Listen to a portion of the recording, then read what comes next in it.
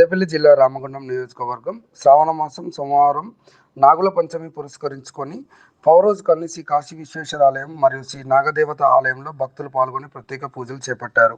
ఈ సందర్భంగా ఆలయ గురువు మాట్లాడుతూ శివాయ గురవే నమః. శ్రావణ మాసం చాలా పవిత్ర మాసం. ఈ శ్రావణ మాసంలో ముఖ్యంగా శివుణ్ణి, అదేవిధంగా కేశవుణ్ణి, అమ్మవారును ఆరాధించడం విశేషం. ఎందుకంటే శ్రావణ మాసంలో మనకు శివునికి అభిషేకం చేయడం వల్ల జలంతో విశేషమైన ఫలితం కలుగుతుంది.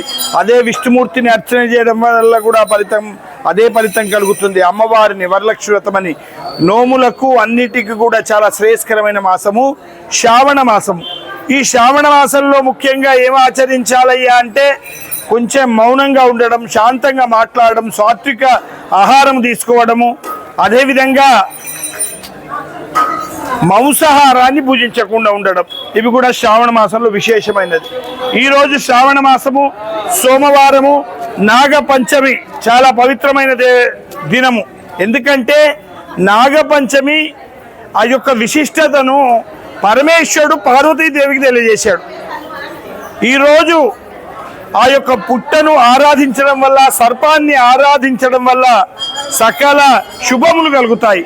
కాలసర్ప దోషం నశిస్తుంది. సంతానము లేనటువంటి వారికి సంతానం కలుగుతుంది, సౌభాగ్యము కలుగుతుంది, భోగము కలుగుతుంది, భాగ్యము కలుగుతుంది. అందుకే ఈ యొక్క నాగపంచమి రోజు పుట్టను అలంకరించి పూలదండలతోని, అదేవిధంగా పుట్టలో పాలు పోసి చలిమిడి పప్పును నైవేద్యంగా పెట్టి ఈరోజు ఉపవాసం చేస్తారు.